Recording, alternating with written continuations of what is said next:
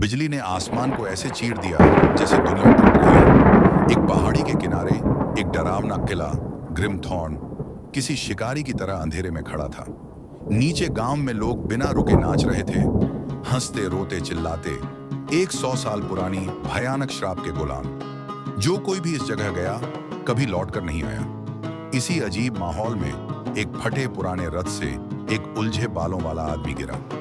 उसके पैर में अलग अलग तरह के जूते थे और उसने चुराया हुआ पुराना चोगा पहना था। उसने अपने कपड़े झाड़े, ऊपर देखा, चारों ओर डरावना नजारा देखा और मुस्कुरा दिया। खजाना तो कहीं और ढूंढ रहा था, पर श्रापित राज्य में भी बढ़िया छुपाने की जगहें होती हैं। उसका नाम था फिन।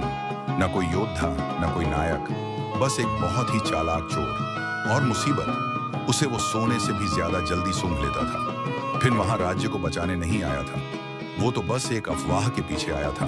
हंसता हुआ दिल नाम का एक जादुई रत्न जो ग्रिमथॉर्न किले में छुपा था। कहा जाता था कि उसे एक ऊब चुका राक्षस पहेलियों और भ्रमों से बचा रहा था। गांव में फिन ने नींद में चल रहे लोगों की जेब काटी और भूतिया मशरूम के बदले एक भूतिया बिल्ली से नक्शा खरीदा। किले में असली खेल शुरू हुआ। दीवारों पर लगी तस्वीरें बोलने लगीं और उसे बेवकूफ बनाने की कोशिश करने लगी। रास्ते उल्टा घूमने लगे। एक कंकाल नौकर ने उसे चीखों की चाय पेश की, लेकिन फिन बच निकला, अपनी चालाकी, झूठ और थोड़ी सी पागलपन से।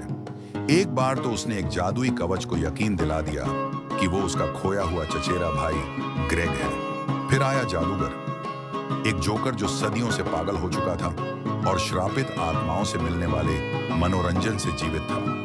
उसने फिन को अपनी नई खिलौना समझा, लेकिन फिन को नियमों से खेलना पसंद नहीं था। उसने जादूगर को बेवकूफ बना दिया कि रत्न पहले ही कोई चुरा ले गया है। जब जादूगर गुस्से में पूरे किले को तहस नहस कर रहा था, फिन ने एक आईना, थोड़ा धोखा और नकली श्राप तोड़ने वाला कागज इस्तेमाल किया और श्राप खत्म कर दिया। जैसे ही लोग 100 साल बाद जागे, फिन गांव के बीच में एक मेज पर खड़ा था और सबसे बढ़िया फल वाला टार्ट खा रहा था।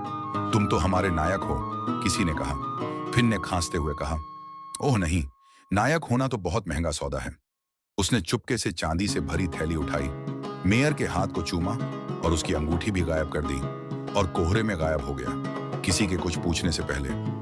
कहते हैं फिन आज भी कहीं बाहर है, खजाने ढूंढ रहा है, अफरा तफरी फैला रहा है और कभी कभी गलती से राज बचा भी लेता है।